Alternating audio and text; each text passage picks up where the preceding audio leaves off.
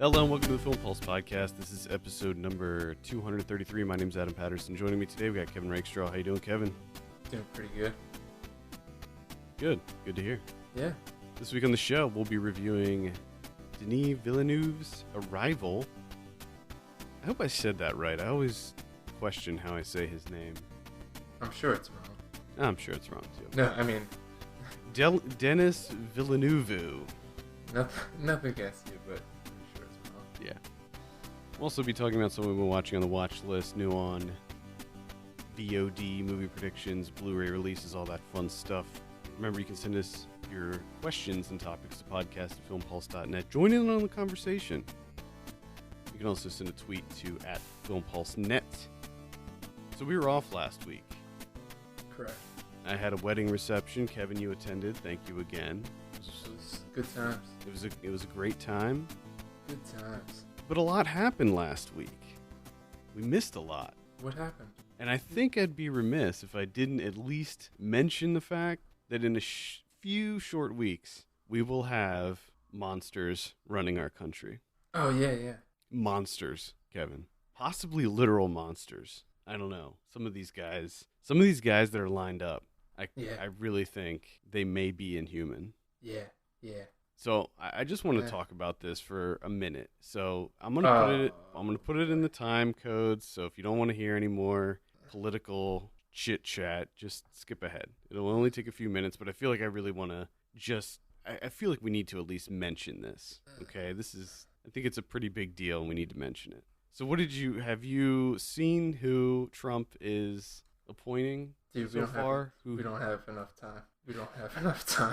It's just not even close. We don't have enough time. I just want to I'll quickly run down this list here. So we have Mike Pompeo, who is appointed CIA director. This does not require any kind of Senate approval. So this guy is pretty much in.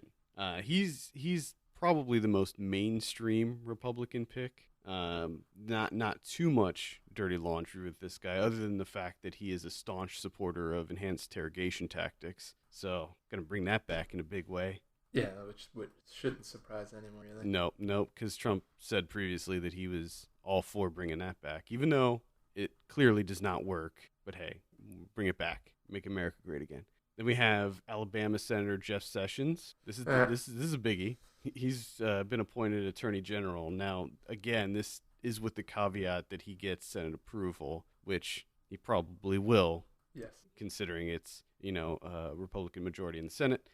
So this guy failed to become a federal judge in the 80s because of racist remarks that he said, which include calling an NAACP, the NAACP, quote, un-American. He once addressed a black attorney as a, quote, boy, and he also said that he thought the KKK was, quote, okay, until I found out they smoked pot. Yeah, but that was a joke. Jokes. Just shooting the shit about the KKK, no big whoop. Just jokes. And then we also have Mike Flynn as the National Security Advisor. Intelligence officials describe him as a, quote, hothead with an abusive leadership style who would threaten to purge subordinates who disagreed with him. One called him shallow and reactionary. Sounds about right. And this guy likes to get on Twitter and remind the American people that we need to fear Muslims, that is something that we need to continue doing. Mm-hmm. So he seems like a pretty big D-bag too. Mm-hmm. So yeah, got a lot of great stuff to look forward to in Trump's America. I'm pretty stoked. And of course, and it's been how long has it been? 2 weeks. 2 weeks. Yeah. And his fucking tweet storm about Hamilton. Oh yeah, that was a big thing. Like and SNL, like you're the president, man.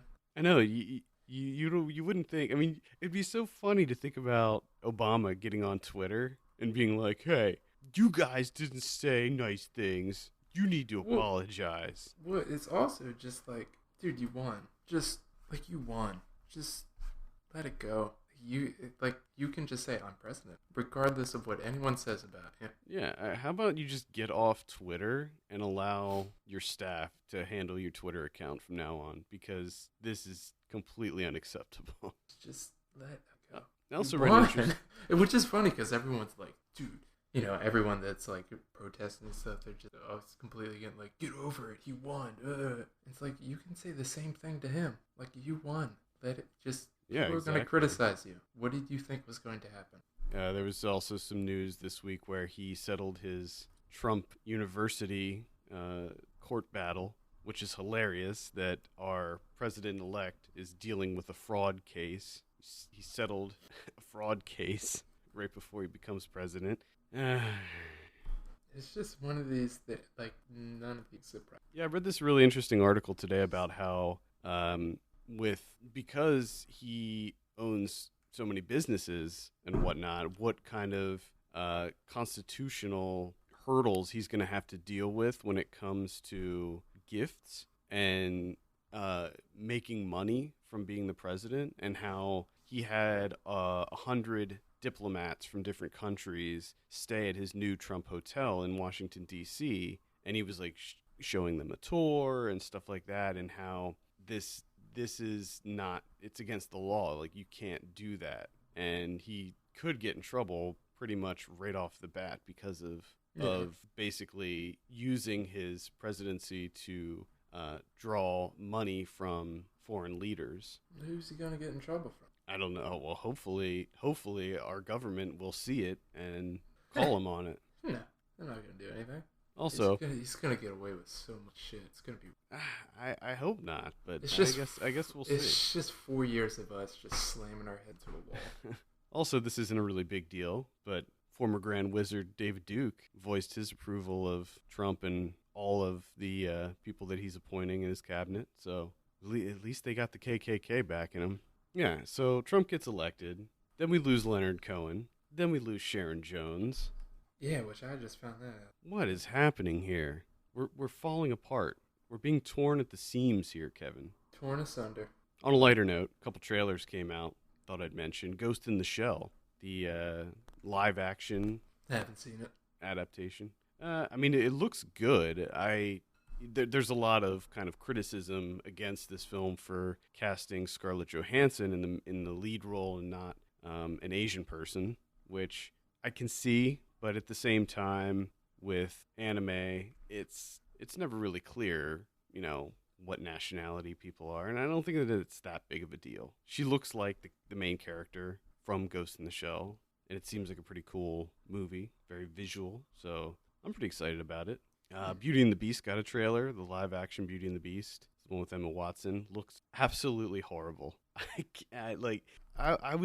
I heard a little bit about the trailer, and I saw it a couple days after it came out, and I don't know what I was expecting, but after I saw it, I'm like, this looks so bad. I don't understand why Disney, I mean, I guess because they're making a shitload of money from them, but I think these live-action remakes or adaptations or whatever you want to call them need to end. It's out of control. There's a lot of things that need, a lot of things. And today I saw a trailer for new Pirates of the Caribbean movie. Oh, yeah, I saw that too.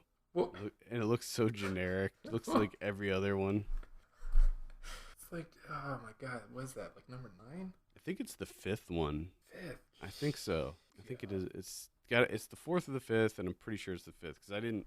Yeah. It's just like, who cares? I saw the 3rd one. That was the last one I saw, and I didn't like it, and I stopped watching them after that. I liked the first 2, but either way, Kong Skull Island got a trailer too. I didn't see that. I've been wanting to. Very excited about this. Directed by friend of the show, Jordan Vogt Roberts. Oh yeah, that's right. It is an odd jump. But that's all of them. When you that's see always what happens. They pull these directors and they give them these big, franchises or big budget movies. When you see the trailer, though, you can kind of see the same style in there because a lot of this movie is going to be taking place in kind of the forest jungle area, and just it looks like he's going to employ a lot of the same kind of visual technique. And I'm all for that. I think it looks awesome. It looks funny. Takes place in the 70s, so it's got this kind of Vietnam vibe to it. The poster looks very Apocalypse Now like. Yeah. So I'm all about it. I'm all about some Skull Island. Ready to take me a visit to Skull Island. But first, let's take a visit to. Where are we going? We're gonna take a visit to some alien spacecrafts. Oh boy. With Arrival. Watch out. It's a terrible segue. So this is written by. Well, I can't remember where, because the movie there's We got Montana. I think most of it takes place in Montana. yeah, but there's like several locations where these things plop down. And I'm 2 weeks removed, so forgive me if I forget everything about this movie. I'm fucking fresh as can be. So this is directed by Denis Villeneuve. I have a synopsis here. A linguist is recruited by the military to assist in translating alien communications. This stars Amy Adams, Jeremy Renner, Forrest Whitaker. Michael Stuhlbarg is in there. Since you're fresh on it, Kevin, and I am decidedly not. I am unfresh. Okay. With Arrival. Now I think I know it. I remember enough to form an opinion on it. Do you remember the movie? I do. I remember some plot elements. I remember some things about it. So we'll start with you. What did you think of Arrival? Man, this is a really Arrival's a bit I don't even know if uneven's really the right word for it. There's wonderful portions of Arrival that are extremely compelling and captivating, and then there's other portions of Arrival that are atrocious, just downright terrible. It's a really bizarre film in its construction, really, the structure of it. I think everything that really worked for me was a lot of the linguistic stuff with Amy Adams. I thought that was all pretty interesting, especially when she's talking about, like, this is your aim, this is the question that you want to pose. First we got to get them to understand what a question is, and then we had to get them to understand pronouns because they could confuse, all that stuff that went into that. I was like, wow, okay, that is, it's really interesting to break down language like that, down to its, purest form, is, how things can get misconstrued. Right, and that's kind of the hook of this movie, right, is that we're trying to communicate with an alien species that that has a language that is not even anywhere close to what we can understand or comprehend or, mimic. Like, we can't make the sounds that they make. And then also the fact that she decides to target their written language and go from that. Which I did find, like, kind of interesting right off the bat, where she's like, I'm gonna take a visual aid. And they're like, what? I'm just thinking, yeah, wouldn't that be like the first thing that you would try? No one thought of that? Apparently not. Apparently the 12 countries that were involved in this could not think of taking a whiteboard. Well, that's the other thing too. Like, well, there's a whole lot of things that, like, I want to get into, because there's a lot of issues that I have with this film.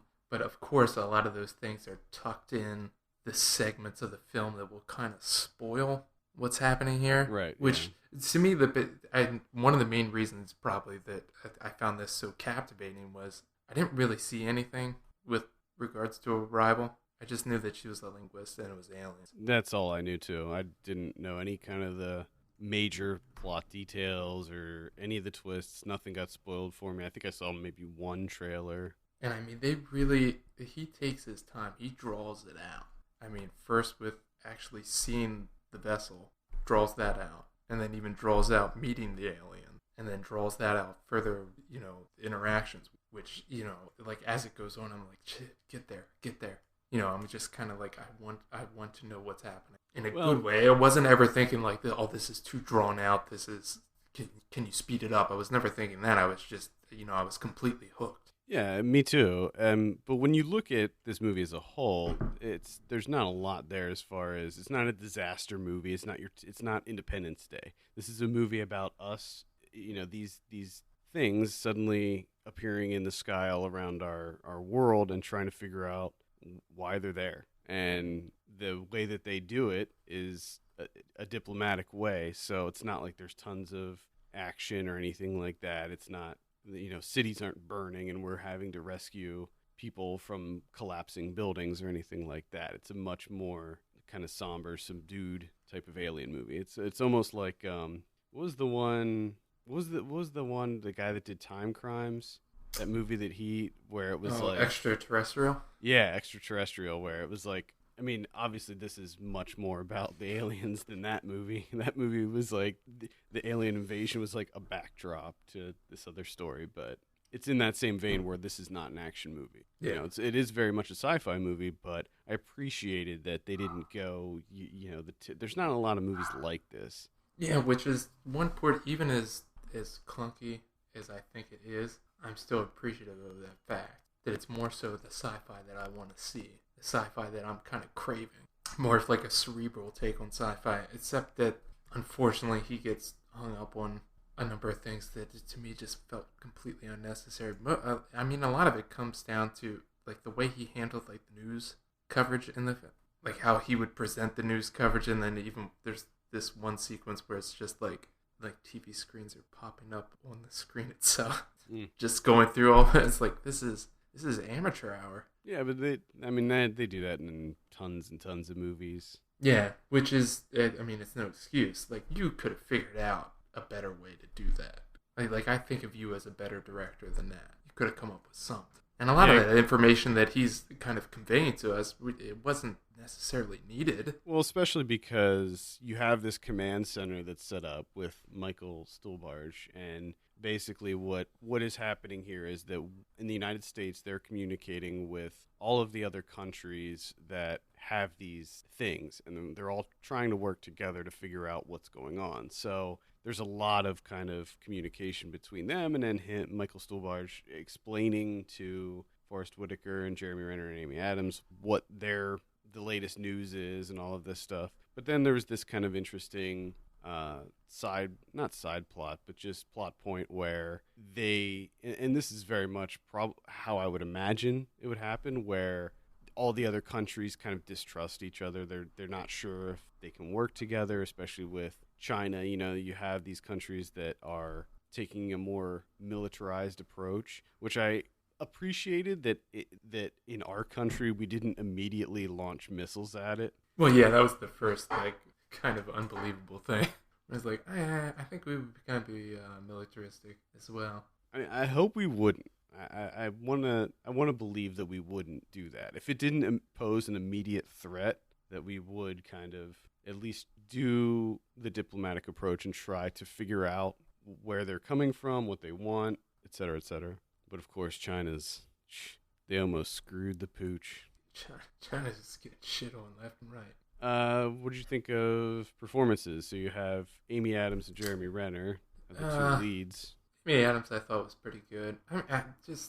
Honestly, I don't think there was really too much for a lot of these actors to really do anything. Not a whole lot to. I mean, Amy Adams obviously had the most. To do. But again, I think what she's tasked with conveying is kind of par for the course. In terms of like emotion and stuff, you know, she just be a little bit sad in this scene, be a little confused here, okay, now be sad here, you know, that type of thing where it's just like, yeah, that's a solid performance, serviceable. Yeah, overall with this movie, I left enjoying it. I didn't love it. It's not going to be one of my favorite movies of the year, but I had a good time with it. I thought it was entertaining, and like you, my favorite stuff was the linguistic stuff, them figuring out how to communicate with these beings. I also liked the design of what are they called? Septopods? Is that the name? Heptapods. Okay, yeah. I liked the design of the heptapods, how they kind of looked.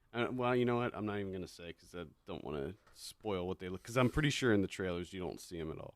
Yeah, and I think he did a really good job of kind of, number one, not jumping into that right away. Just kind of like making you... They eased you into it. But even then, when he kind of introduces them, they're still kind of shrouded. Where you're like, I want a good fucking look at this thing. What is going on?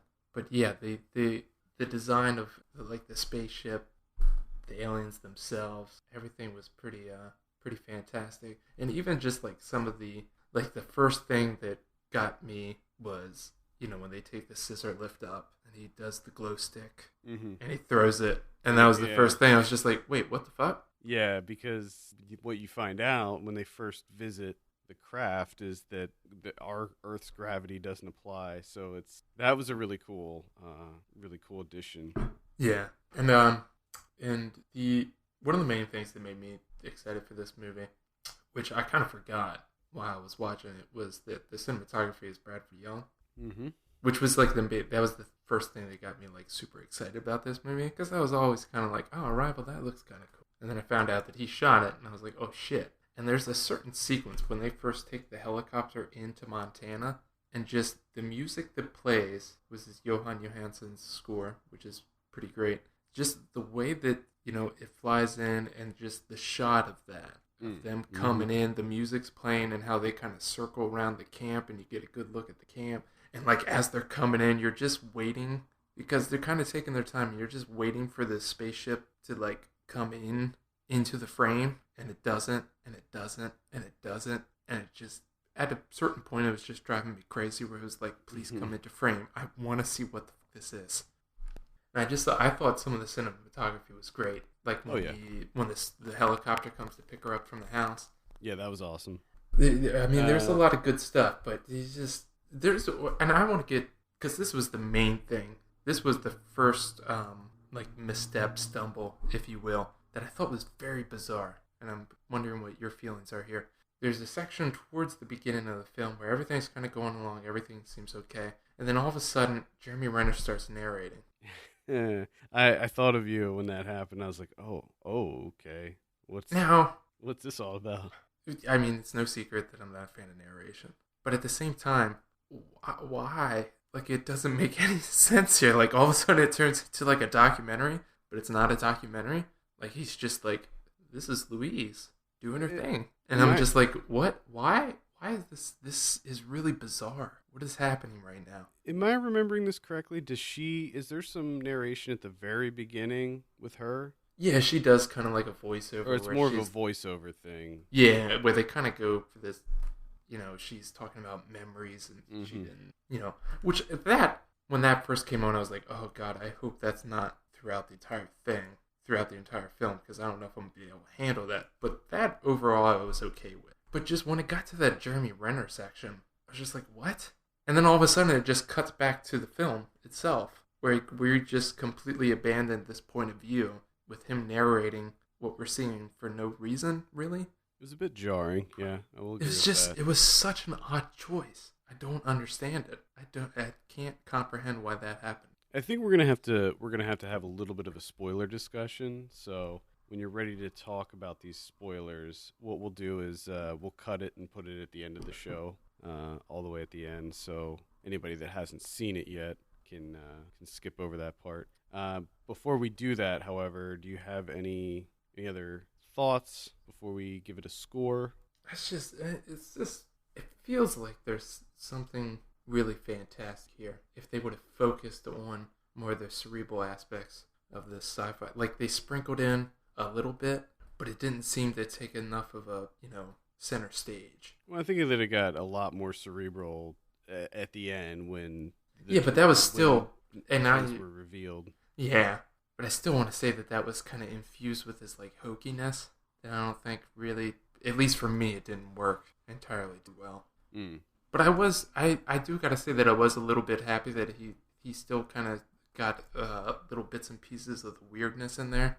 Oh yeah, I thought that the heptapod designs themselves were kind of reminiscent of Enemy. Yeah, and when that one shows up in an unexpected place, just like freaked me the fuck out. Yeah, that was definitely had shades of Enemy in it for sure.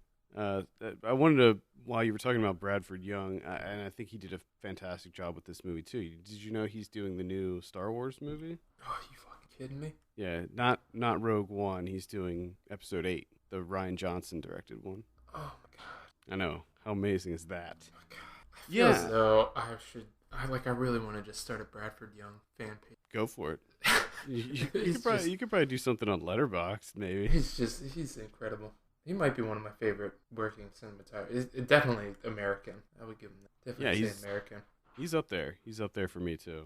I mean, he's one of the few cinematographers that you know by name. Like we know a lot of cinematographers, but I feel like Bradford Young is a name that even kind of more casual moviegoers will recognize and know. I would hope so. That's my life goal. And if not, he's definitely getting there.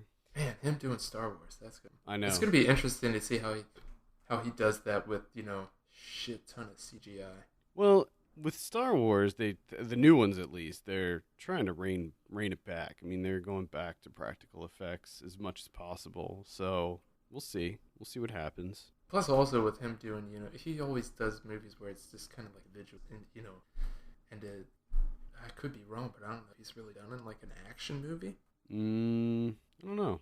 So that'll be interesting to see. I mean, he certainly hasn't done any really big kind of mainstream. Yeah, that's what I mean. Like comic book action type stuff. movies that I'm aware of. While we're at it, we can just pull it up here and quickly look. No, I'm not seeing any kind of major. I think Arrival is probably his biggest one to date as far as effects and stuff. Yeah, there wasn't a ton of action sequences.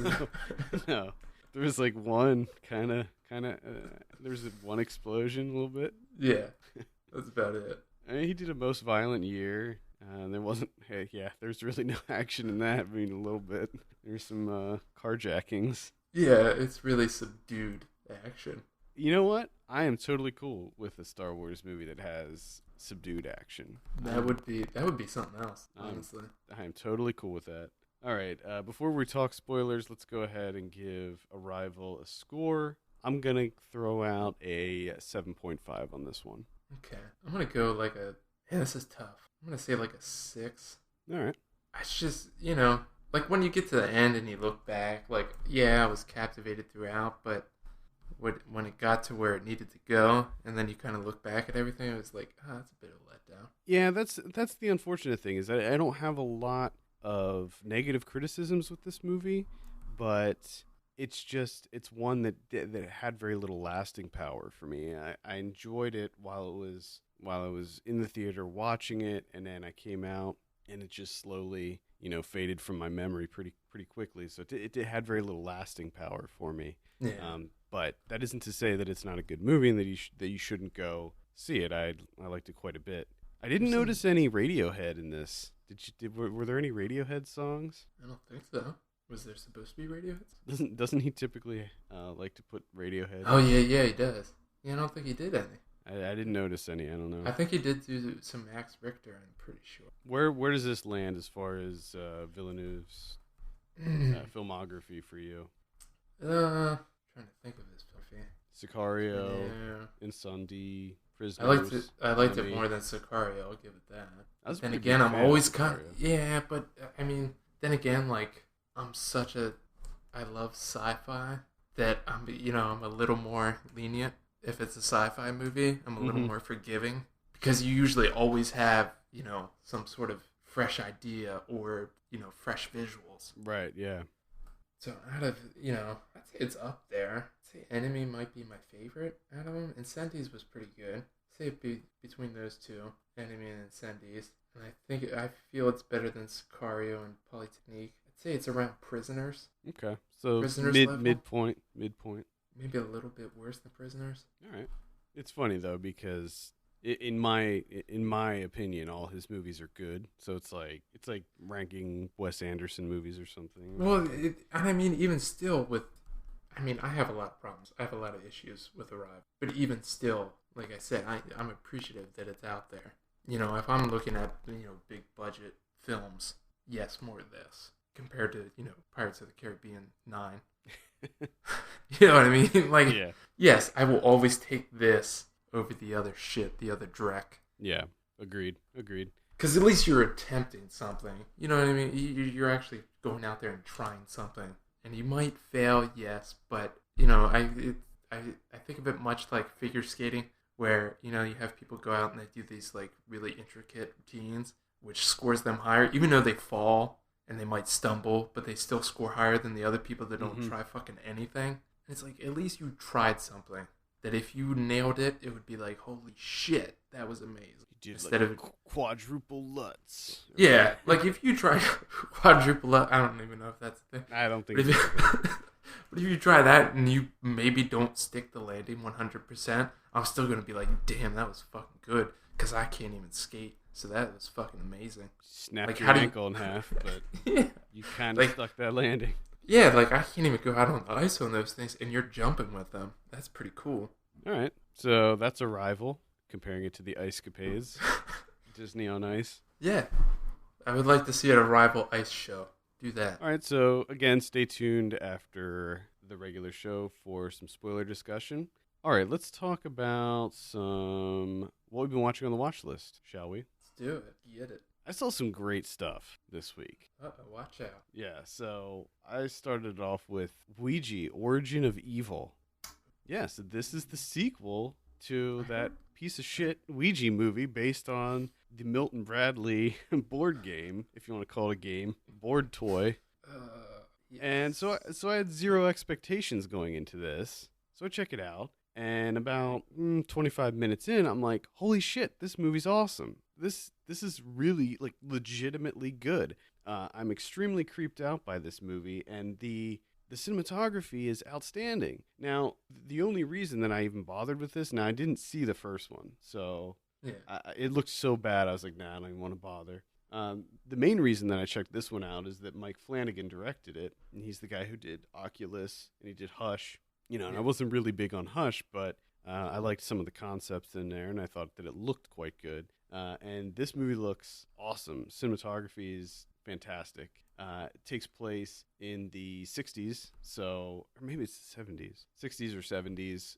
So it's got that kind of, time period going for it, which I think is like inherently better for a horror movie to take place in the past for some reason.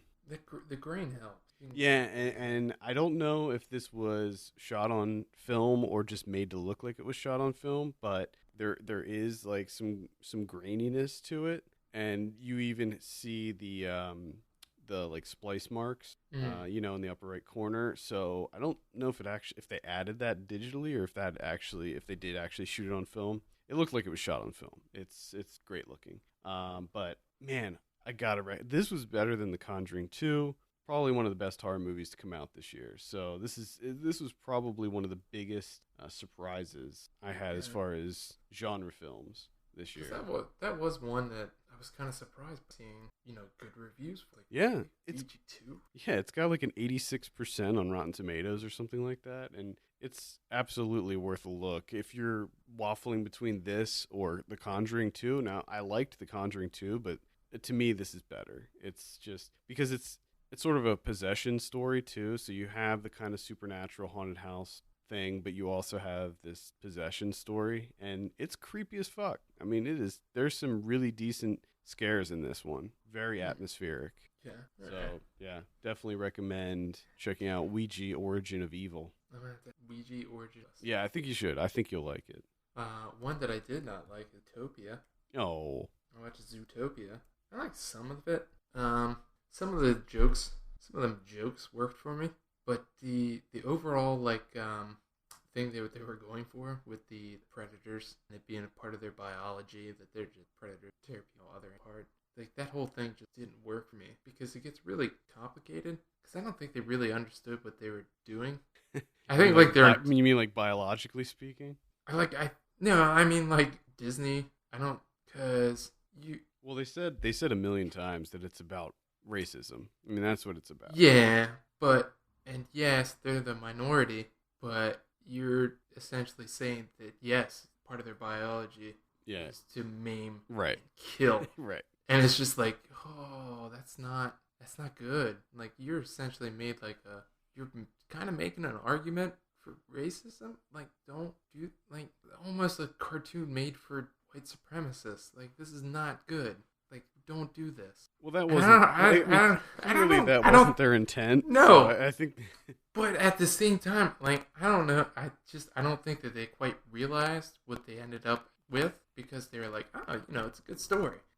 Don't judge people. And it's like, yeah, but you pointed out that it is part of their biology to maim and kill, and that through some miracle they were reprogrammed, and everyone's living happily ever after until they're being forced to maim and kill again, and now everyone's terrified.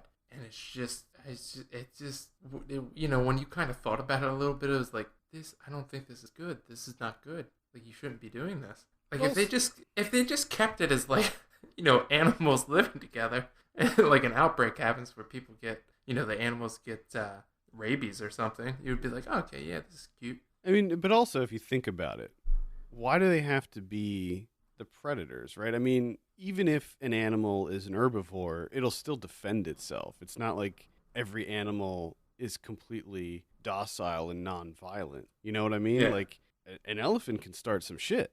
Oh yeah. So The elephant killed a ton of people. So I feel like this movie, I learned this from the special features on the Blu-ray. They went through a lot of iterations of this movie before they landed on this plot. So I feel like if they just stuck with kind of a detective story set in this animal world, it would have worked a lot better. Because that's what I liked about it. I liked the fact that it was sort of this mystery, and there were these two this unlikely team, this bunny and this fox, trying to solve this mystery. And some of the stuff, like when they go to the DMV and it's all sloths.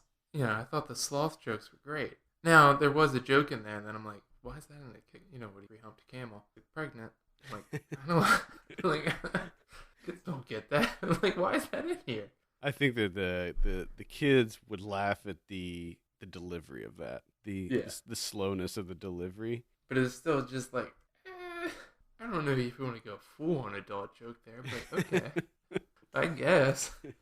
I mean, there was part, and then the only other thing that like irritated me, the Mr. Big, where we're gonna rip off the Godfather. Yeah, of course. Can we move past other movies from the goddamn 70s? Just make a movie. I think we do need to put a moratorium on the Godfather ripoffs. Godfather ripoff, Scarface ripoff. Oh, God. So many of these things should stop. Just quit it. Yep, I agree. They should just switch to a different 70s movie. Do like On Golden Pond or something. We need to see some more On Golden Pond ripoffs. That would be interesting to see. I'll give you that. We see more Tootsie ripoffs or something. There you go. Let's get creative with our ripoff, right? So that's Zootopia. Zootopia. That's on Netflix. And watch that with the only reason I watched that is with the nephew. Yeah, it's a good kids movie, I think. Yeah, my one nephew, he was saying the lines here as they're happening. Like, oh, that's fun. Christ, you already have this thing memorized? Because he kept having to... Well, he kept pointing out, he's like, I have it on my tablet. I can watch it anytime I want. I'm like, you have a tablet? I mean, when I was a kid, I would watch movies just constantly. We're just rewatching movies over and over again. I just can't do that now. My attention span is so small. I saw Loving. Ooh. Yeah, the new Jeff Nichols film based on a true story about Richard and Mildred Loving. They were an interracial couple. They got married they lived in Virginia, but they went up to Washington, D.C. They got married in 1958, and it was illegal to be an interracial couple in Virginia during this time. And they got arrested, and they were released on probation with the agreement that they leave the state and never come back, or they leave the state and don't come back for 25 years. So Mildred at this time was pregnant, and they decide that she really wants to come back to have her child in her hometown. And it turns out that her husband Richard, his mom is a midwife, so they sneak back to have the baby. They get caught, and fortunately, the judge allows them one more chance to leave and not come back. But word starts to spread. She actually writes a letter to Bobby Kennedy, and that letter makes its way to the ACLU, who look at the case and decide to take it on and take their case all the way up to the Supreme Court. So this is a really kind of historic court case. Yeah. And the movie itself, it's decent. I didn't love it, but because it feels very very biopic-y. Got those trappings in there. Yeah. But because it's Jeff Nichols, he handles it in a really interesting way. I was thinking about what if someone else handled this movie. What if Steven Spielberg or one of these other big time Hollywood directors kind of handled this movie, and they would probably focus on the court case, right? They would focus on the issues happening in the court and how this would affect our country and effectively change the Constitution. But what Jeff Nichols does is he keeps it focused on Ruth Negga and Joel Edgerton's characters of Richard and Mildred Loving. So the focus is completely on them the whole time, which is great. I mean, I don't know if that was a choice to do that, but whoever made that choice is fantastic, because it it made it such a more human story, and it made it feel, you had this greater connection to them and a deeper respect for what they did, because they really put themselves on the line for this. They could have just stayed out of Virginia and lived their lives and have been happy. Yeah. But they saw this as an opportunity to really make change in the country, and just the greatest respect for them ever. Joel Edgerton and Ruth Negga were pretty great in it, especially Ruth Negga. Joel Edgerton's character was very stoic and soft-spoken, so he didn't have a whole lot to work with, but when it was necessary, he really brought the emotion, which unfortunately wasn't a lot, but I think that was just due to the character. Michael Shannon's in it, of course. He plays a Life magazine photographer. And there was a really famous article that was written about the couple that ended up in Life magazine, some really kind of iconic photos. He played the photographer that took those photos. And Nick Kroll plays their attorney for the ACLU, which was certainly an interesting role for Nick Kroll. He was still kind of a goofball in it, even though this movie is very, very much a drama. But, he did a pretty solid job, too. So I would recommend it. It's not my favorite Jeff Nichols movie. I mean, it's not even my favorite Jeff Nichols movie that came out this year, but it's still quite good. And I think that it is one of these movies that, especially what's happening now in our country, where it seems like people think it's okay to be racist all of a sudden, that we need to take a step back and look at what was happening, just a few short decades ago, and try to remember, like, this, we don't want this. This is not a good idea. So I think that it's a good time for this movie to come out, and I would definitely recommend seeing it. Again, Loving. It's in theaters now. All right. I finished Under the Shadow. That horror movie. There. This was it's another one of those films, kind of like Arrival, where I was pretty captivated throughout, but then at the completion of it, looking back through, being a little underwhelmed. It's funny. I kind of feel the same way. But with Under the Shadow, it stuck with me a lot more than Arrival did. With Under the Shadow, it definitely kind of lingered with me longer. Just me thinking about how this movie was structured and the kind of dread that was constantly building. Yeah, and I'm wondering if that's going to be, because it's a slow. I mean, you're right. It is slow. I mean, it is a slow burn.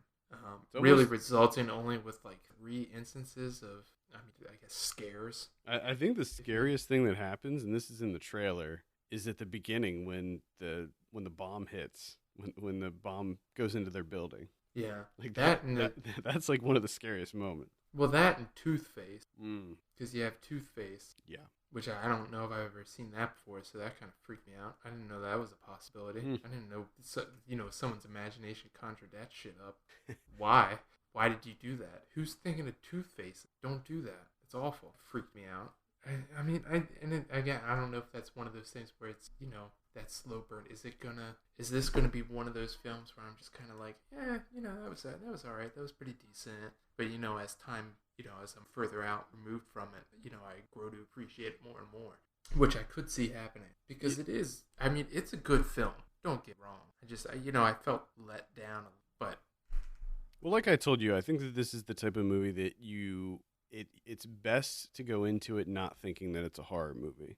Go into it thinking that it's a drama about war, and with little horror elements. Yeah, just little get-yous. Yeah, because they do get you. There was one jump just freaked fucking crazy. Yeah, me too. And I think that's because I was on edge the whole time. And then that and because there wasn't really much happening, and you kind of get lulled into this, just like, oh, okay, they're just kind of trying to make it, just living in their house, and then holy shit. Yeah. That's Under the Shadow. I would recommend checking that out. It's not just yet. I would definitely recommend. I would give it that. I would recommend it. Even though I was a little bit underwhelmed, I would recommend. Cool. I saw Manchester by the Sea. What? Yeah, this is. That's right. It's directed by Kenneth Lonergan. Wow. Okay, so Manchester by the Sea. This will probably be one of my top 5, maybe even like top 3 at this point. It's pretty much everything everybody says it is. It's completely devastating, but the other thing about it is that it's very funny. That's not something I was really prepared for, was the level of humor in this movie. If you're not familiar, it stars Casey Affleck and Michelle Williams. Kyle Chandler's in there, and then basically it's about Casey Affleck plays this guy who needs to go to his hometown, go back to his hometown of Manchester in order to take care of his nephew after his brother passes away.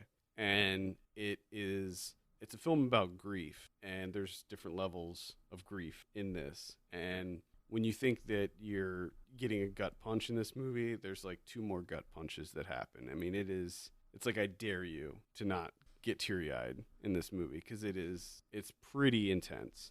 But that being, and I think one of the main reasons why is that it's very frank, and it's very realistic in how they handle all the various aspects of loss and grief in this movie.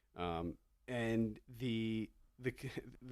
again, I'll just reiterate that the level of comedy in it's unexpected, but it also feels very fitting. Like, it fits in. There's just these small details, and it almost seems inappropriate at times when these comedic beats occur, but it's like without them, this movie would just make you want to go kill yourself afterwards, because it's so heavy.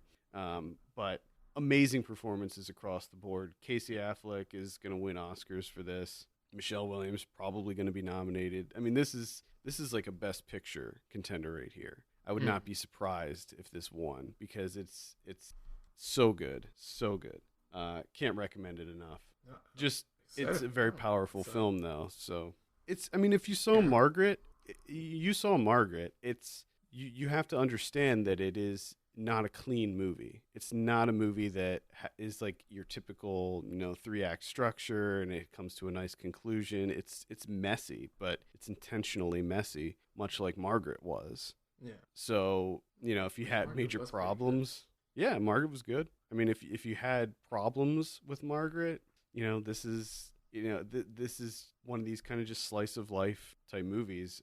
Looks fantastic too. I love movies that take place in New England, specifically New England in the wintertime. And so the location of this is great. Also, Kyle Chandler is, I don't know if there's a better dad character than Kyle Chandler. I mean, seriously. He does have the dad mark. He is just the perfect dad. I mean, he's not in this a lot, but when he is, he's just so, yeah. Manchester by the Sea. It's playing in New York and LA right now, and starting next week, it's expanding to select cities. So you're going to see a slow rollout of this one, but if it hits your town, highly recommend it, because it is one of the best movies of the year.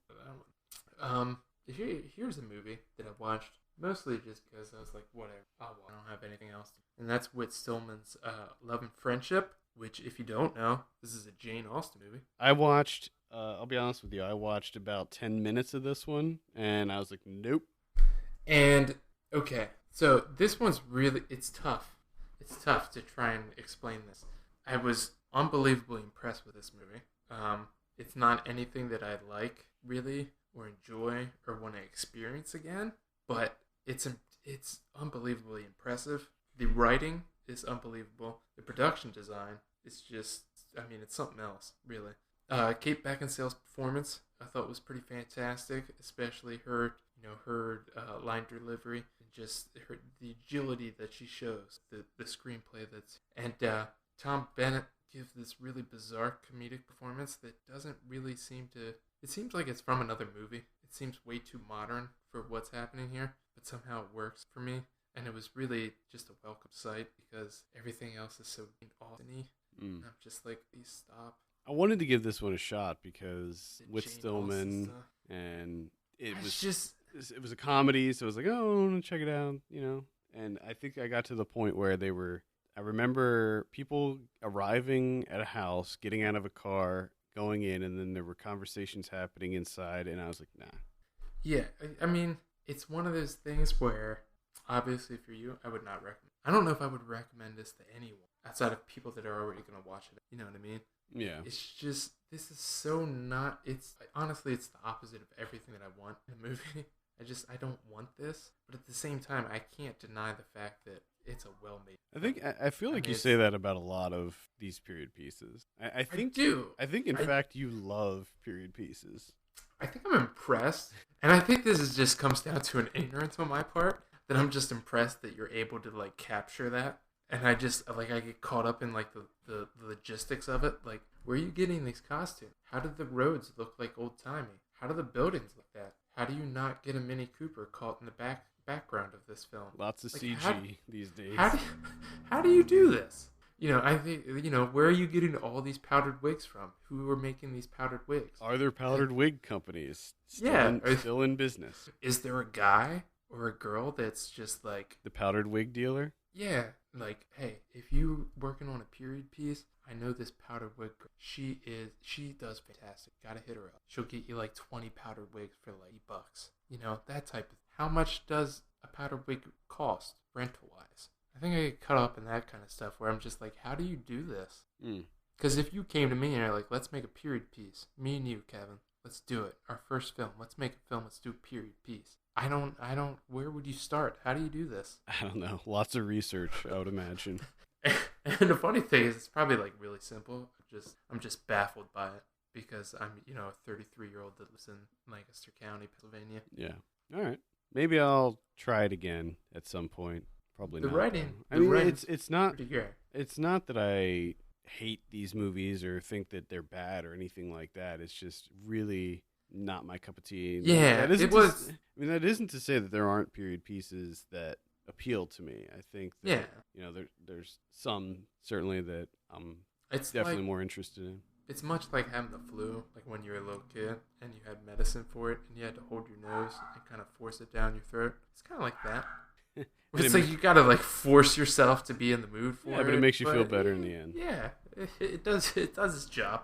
All right. I force-fed a movie this week called Therapy. This is a found footage horror movie. Stop you right there. This was on. This was you need like some sort of therapy or something. I feel like I need to get deprogrammed. I need to get a cult deprogrammer or something. I feel like I'm such a narcissist when it comes to these found footage movies. Yeah. So the reason I watched this one, this was a Shudder exclusive, and I'm a big supporter of that streaming service. And now that I think this is, I don't know if it's not the first exclusive they've had, but it's one of the first exclusive movies that they've had on their service. So I was kind of, I wanted to support that. And also I read that this was directed by a 17-year-old. Okay. 17-year-old French dude. So I was like, oh, okay, well, let's give it a look. See what's going on. And it's your bog standard found footage movie. It's mostly found footage. It's like 75% found footage, 25% just regular police procedural type stuff where the cops are trying to piece together. Like, the cops are getting this footage of these murders and they're trying to piece together who the killer is and whatnot. And there's this kind of silly twist, and it's just, I'll say this, some of the cinematography looks good. It looks pretty, it's got this really low quality look to it that actually works in its favor because it makes some of the violent things that happen look more real. But overall, it was very standard, very generic. Mm-hmm. I mean, maybe in France this is something unique. Maybe they don't get as many of these found footage movies over there, but over here it's just like, okay, this is just another one. It falls for all the same tropes, all the same pitfalls that bother me with found footage. So yeah, can't recommend Therapy, unfortunately. Just because it's a 17-year-old person that's directing this. This is his second movie too. It's like that's not enough at this point. Because there's young people directing, some really great movies. This is just not it. It isn't to say that he doesn't show talent, and that I'm sure he has a bright career ahead of him. But this feels like a student film. That's it for me. Sorry. I was like waiting. Sorry, I did, and then I kind of realized what you were waiting for. It's like, oh yeah, that's right. Sorry. The only other one that I saw was Officer Downe. This is one that came out on VOD this weekend. It's directed by Sean Crahan. If you don't know that name, he is in the band Slipknot. Okay. Yeah, he's in Slipknot. So Off to an interesting start here. yeah, I didn't know that before I watched this, or maybe I did and just forgot. Either way, this is kind of one of these ultra-violent throwback 80s style. I mean, it's a throwback 80s style movie, but it doesn't specifically take place in the 80s, and it's just, oh my God, is this awful. This is one of the worst movies I've seen this year. It's very, very bad. Kim Coates, who I like a lot. I like Kim Coates in pretty much everything he's in. He was in Sons of Anarchy. He plays this cop who gets killed. It takes place in L.A., and they send him out on these really dangerous busts, and he inevitably will get killed, and they have this method of bringing him back from the dead. So he goes out, busts up a bunch of bad guys, gets killed, gets reanimated, does it all over again. Kind of a cool premise. But the movie's just all over the place. The villains, the main bad guys in this are utterly ridiculous. So much of this movie is just laughable. It's almost like I would maybe compare it to was that Kung Fury? It's like sort of on that level, and I think that with this movie, it's just like I'm done. I'm done with the whole kind of 80s action movie nostalgia kick. I mean, if you're gonna do it right, you know. Yeah, it's played and out again, by now. And again, I don't really know if that's what they were going for with this. I mean, there weren't any like telltale signs. It's not like they were playing 80s music or having laser grids everywhere or old technology. You know, none of that. None of the hallmarks of those. But it just had this kind of grindhouse feel to it, and it did not work. The movie was so dark that half the time I couldn't tell what was going on, and then they would accent it with these like neon lights, and it just looked so bad. The lighting was so poor, and he fights a bunch of nuns that are like gun running nuns. Like we haven't seen that before, the whole nun thing, and it's just ugh. The juxtaposition. They're nuts, but they're doing stuff. Oh man. The only thing that I'll say is that there was some decent kind of gore effects in it, practical gore effects, but other than that, pretty garbage. So I can't recommend Officer Downe. All right, let's talk about some predictions. Arrival. These are from 2 weeks ago. You said 86, I said 85, actual 93. Wow. Yeah, people were loving that one. Do you think that's going to be up for some Oscars? Could be, but honestly, it's been a fairly weak year. It has, hasn't it? Yeah. I guess I could see it, and unless they do like one slot that Oscar can't. Yeah, they kind of usually do it. Yeah, we're gonna get hit hard. Starting now, we're gonna start getting hit hard with the awards contenders. We're gonna get like La La Land. That's I'm sure gonna be nominated for some stuff, and there's some other ones in there too. All right, Billy Lynn's Long Halftime Walk. You said 62. I said 76. Actual 41. It was 110 frames per second. When we talked about this, I said that Ang Lee was screening this at a higher frame rate, and so I wasn't. It's much higher than 48, which was that was the Hobbit. Yeah, movies were in 48. 110 frames per second. It would look basically the movie probably looks like you're watching a TV show with the motion thing on the TV. Yeah, the motion. That's it. And see, there's almost a part of me that's like I want to see that. I know. Like, I don't want to see the whole movie. I just want to see like 5 minutes. I know. I was checking to see if there were any trailers that I could find, but none of them are in 110. Yeah, so you'd probably have to go see the actual. And I'm also betting that not all of the screenings are in 110. I'm betting that they lowered it. Oh, at any rate, I'm sure the whole damn thing looks like it's in fast forward, and it's probably horrible. Shut In. You said 42. I said 38. Actual 0. Wow. Okay. Yep. I don't think that's the first 0 this year either. I think we had another 0 a couple weeks ago. Can't remember what it was. 0. Yep. Next week we have Allied. For some reason, I have no desire to see this whatsoever. This is the one with Brad Pitt, Marion Cotillard, war movie. What are you thinking on Allied? Thinking like 50. I'll say 68 on Allied. And then we have Bad Santa 2. I think it's going to be an absolute train wreck. I'll say 18. I'm going to say, I'll go 20. And we have Lion. This is the one with Nicole Kidman and Dev Patel. This movie.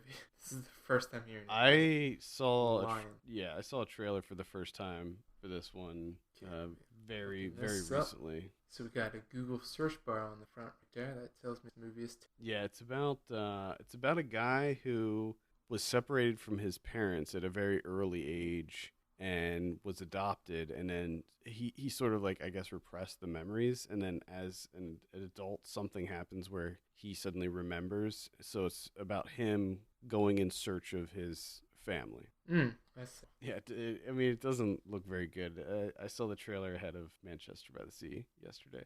What are you thinking on Lion? I'm going to say 40. I'll say 42. Probably didn't have to predict that because I doubt it's getting any kind of wide release. Whatever. Next week on VOD, this is for November 22nd. We have Search Engines. Okay. I'm not sure what that's about. Yeah, I'm not interested. Don't Think Twice, which is the Mike Birbiglia one that's been touring over the last couple months. Okay. I would say check that one out. It's a fun one. All right. And let's see, one comes out on the 24th called Love Is All You Need? Okay. Question mark. Oh. Yeah. Because they're like, is it? Love is all you need? Or do you need more? Or do you need something else? Do you need something else other than love? Do you need like one other thing? 2 other things? 3 things? How many other things do you need? This and so many more questions will be answered in Love Is All You Need. Then on Friday the 25th, we have Evolution. I'm interested in that one. Yeah, same here. I've been waiting for that one a while. Tank 432. No, thank you. Sounds like World War II. No, it's something else. I can't. It's like Ben Wheatley executive produced it. It's this kind of trippy thriller. Looks somewhat interesting. I don't know. I might check it out. And Magnus, which is a documentary about the chess prodigy. Okay. Got quoted in the trailer for that, by the way. Watch out. Yeah, nice. All right, that's it for VOD. Let's look at Blu-ray next week. We have, for November 22nd, we have I Drink Your Blood getting a Blu-ray release. Fantastic. That's a good title. Kubo and the Two Strings, the Leica one that I missed that I plan on seeing. Yeah, I want to see that one too. Hell or High Water, To Live and Die in L.A., which is a Blu-ray release of the 1985 film. Lionsgate is releasing 2 new titles on their Vestron series, which I'm a pretty big fan of. They're releasing Return of the Living Dead 3 from 1993, which is probably the second best in that series, and Chud 2, Bud the Chud from 1989. Bud the Chud. The regular Chud, the first Chud, is getting a release on Arrow. Arrow's putting that out next week. So you can check that out. Mechanic Resurrection is coming out, which is garbage. Skip that one. War Dogs, which doesn't look great, but I might give it a boredom watch. The old boredom. IT, starring Pierce Brosnan, which looks pretty bad. Okay. Getting released. Yoga Hosers. Yeah. Not gonna give that one my time.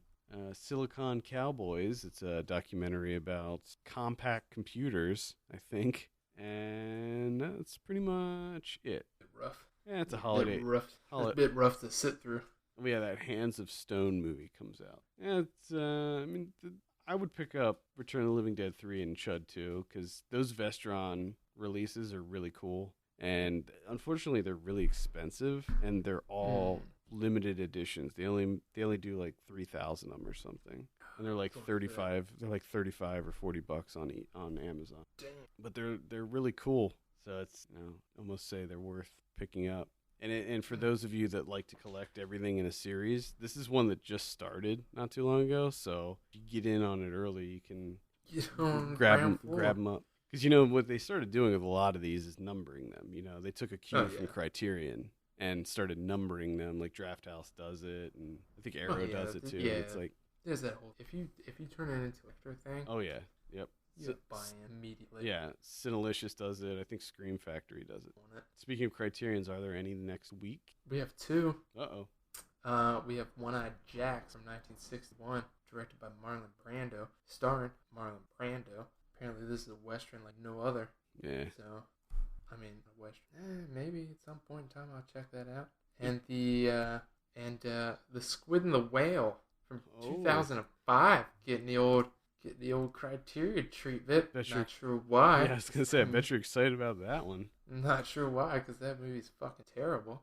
I don't agree with that, but they love the Baumbach. They do love the bomb. All other his people, stuff. There's other filmmakers that live in New York. Just a heads up, there's other fucking people besides no bomb. Did they release Grand Budapest Hotel on Criterion? Did that come out? Sure. Did it? Maybe. I was just curious because I don't remember that one coming out, and up until that point, I was pretty sure like Wes Anderson was definitely one of their boys. No. Yeah, I'm wondering if they're gonna be releasing that one at some point. Maybe. All right, well, I think that is gonna do it for this week. Thank you so much for tuning in. Send us your questions and topics to podcast@filmpulse.net. Follow us on Twitter @FilmPulseNet and @FilmPulseKevin. If you have a minute, take a look at our Patreon page, patreon.com/FilmPulse, and consider helping us out by becoming a subscriber. Kevin Rakestraw, my name's Adam Patterson, and we'll see you next week. What's been happening to me? You're the one that holds the key. I'm just choosing yours again, and everyone's a new day. Every time I'm in this place, every time I see a face, every time I turn around.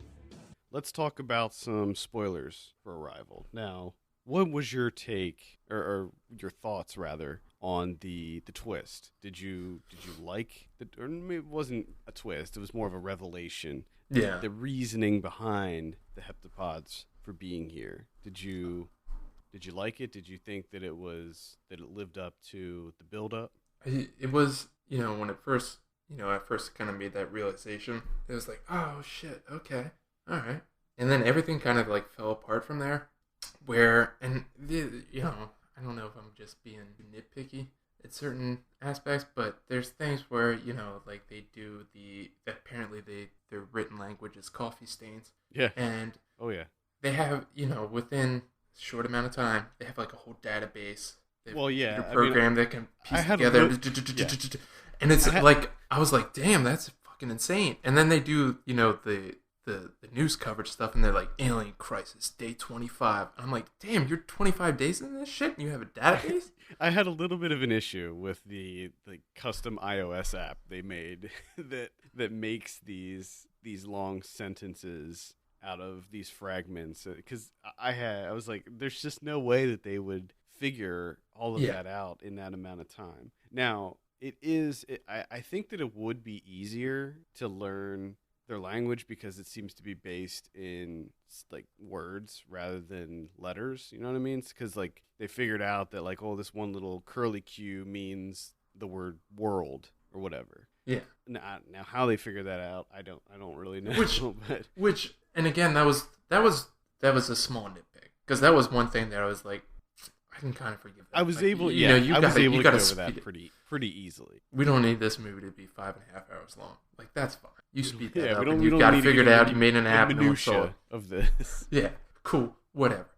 But then there's also the fact where they kind of break contact, and then she gets lifted up, and she's in like the vapor atmosphere or whatever with the heptapod, where all of a sudden she doesn't need the fucking app anymore. She just understands the language, and we got subtitles for the shit. And I'm just like, what the fuck? When did that happen? When did she get so fucking advanced at this language that she doesn't need her tablet anymore? I think at that point there was some sort of telepathic connection there. But then that makes you wonder, like, why didn't you just do the telepathy shit for? Why did you waste so much time? Fuck. Just go telepathy right off the bat. But I guess, you know what? I don't know if it would be telepathic or not, but that's when she figured out their language. Like, from that point on, she knew their language, because the whole kind of gift that they gave us was the fact that once you know their language, you can remember you can see your whole life. Like you can remember your whole life from beginning to end. Yeah. Which was also interesting when they get to the gift portion of the thing. I'm thinking, like, you could just give that kid earlier. But see, from what I understood was that you only got that gift when you figured out their language. Because it seemed like because she was the only one that knew. She was But the only. She didn't. And this is another thing that gets me irritated about this movie, is she didn't. You know, Renner makes the revelation that, okay, we have 1/12 the puzzle, and there's 12 landing sites, so there's 11 other ones that we have to get together and put them together, and it's a puzzle, that whole thing. So, and they do get that from her knowing the Chinese guy's general wife's dying words or whatever, and that was too. But Oh, it was kind of cool. so they get the puzzles from everyone else. So that means that all these other countries, Serbia, Sudan, everyone else, did just as much work to get to the point that Amy Adams got to. That they learned the language enough to get the piece from the heptapods. Is So that they were just- is that so what they were- happened? So they were just as successful as Amy Adams, because Amy Adams is the one that calls the Chinese guy, and he backs down. He's like, okay, we're going to share with everyone. And then they share all the pieces together. And that's how she ends up writing her book or whatever. And then, of course, her being the American gets all the credit for everything. But it seemed like he didn't really know as much as her, because he was just like, I don't really know. No, Like, because when remember he got around the same time, maybe if not before, that the translation was, now their translation was a little bit off because they were like use weapon Right. instead of theirs like offer weapon. So they were just on just about the same timeline as America. But America comes out being the ones that are like, we saved the day, we figured everything out, even though Sudan, Serbia, and everyone else did enough work to get the other piece of the puzzle. But Amy Adams had that. She had the missing piece of knowing, because it seemed like she had all of that knowledge. Like she knew the whole history because she knew their language and now knew what the future held. So she Yeah. was able to go talk to the Chinese guys. So I feel like she was the first one that knew everything and was able to help the other countries piece it all together. I mean, at least that's what I got out of it. Yeah. It is a little. But they still had the pieces to hand over. So they had to be successful. Well, in getting well, the this pieces. is what I'm confused about. Is what are the pieces? Do all 12 pieces make up their language, and that is what? Yeah, they because I can think use that to- when he did when that one heptapod was like, oh, there's gonna be an explosion. Here's all of our knowledge. It was like 1/12 of all their knowledge. Oh, okay. And then all the sites got it all together, and they figure out everything. But how do you know that it was the other countries got as far as Amy Adams did? Because they got that piece. They got that full unloading of the knowledge from that spaceship. Because when Renner did the analysis of it, and he was trying to find, the space in between all the info, he was like, oh, it comes out to 0.08333333, which you put that in a fraction, it's 1/12. And that's how they decided that we have 1/12 of the knowledge. Right. We had 1/12 of the knowledge, but did the other countries figure that out and unlock that knowledge? Yeah, because they're the ones that talked China down, and then the other countries ended up handing it over to, we worked in unison with all of our and then we put all the puzzle pieces together. That's what we had, our 12 pieces. All right, right. And this is after Amy Adams. Yeah, which that doesn't make sense if you want to go into as a parable where we need to work together and it's about you to collaborate and everything. But yes, the key to unlock that is something that we can't fucking do, which is to go into future and know the dying words of a Chinese general dying wife. You can't do that. So it doesn't work as a parable. Well, we can, because she's the first one to unlock that information, so she remembers going in there even though it hasn't happened yet. Yeah. I'm just saying, for... Well, I mean, at this point, we're dealing in time paradoxes, yeah. So it's but in it terms gets very of muddy. Transitioning that parable to the real world where me and you live, right? Yes, I see what you're saying. it doesn't work. You can't do that. So, I guess the takeaway is we're never going to work. So the moral of the story is we're going to be screwed unless we can somehow remember into the future. Yeah, and kind of put ourselves in someone else's shoes by being in the future with them when they tell us about what happened to them. I did like how the way that it's set up is that we believe that Amy Adams is remembering her daughter from the past. Yeah, which I thought was well played. Because it fundamentally changes her character. The whole time we're watching the movie, all the way up until the end when they reveal that, we believe that she is someone who had this great loss happen, and that it seemed to destroy her marriage, and she lost a child, and that's why she kind of acts the way she does. And then when we realize that this is something that hasn't even happened yet, to me at least, I went back and I thought about her character as a whole, and it completely changes her. Yeah, and I thought that was a really kind of interesting thing. But it also points out that Jeremy Renner's a dick. Oh yeah, because she's like, oh, I now realize why my husband left me, and it's like, if Louise and Ian go through this experience, these aliens, and then later on down the road you have the kid, and Amy Adams tells you why she went through with it, like, you're gonna get upset, do you? Jesus. Well, maybe it was. Well, I don't know if did they reveal if she told, because I don't think she tells him. Well, they didn't go into that in the movie. No, because she tells her daughter, she's like, I told your dad something.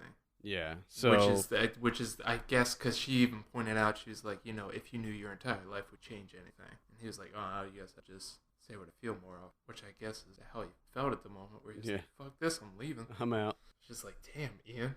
But, it is. Knowing your entire life is kind of an interesting concept. It's an interesting prospect. Makes me think about, would you do anything? Could you even do anything? Because they haven't even really got into that. Oh yeah, if it's open up that can of worms into free will and stuff. Yeah, because if it's a memory, then it's obviously something that happens because it exists as a memory, even though it's in the future. So could you change it even if you wanted to, or do you not have any kind of free will? And this is fate. But yeah, and then you get to the end. It's just really rough. Renner, want to make a baby? I want to put a baby in you. You want to make a baby? I wish you said that. What was the other thing he said? God damn it. There's something else right before that. Oh, where he's like, I'm always looking up at the stars, and I wasn't surprised by seeing them. I'm just like, what the fuck? What am I watching? Like, what happened? They just love each other. Like, what happened? Why did he get so hokey all of a sudden? That had to be like studio intervention. That had to be, because it's like completely out of nowhere. It's like, this doesn't make sense with everything else I've seen so far. Yeah, part of me wonders if that is an alternate ending. All right, that's Arrival. It's in theaters now. Check it out.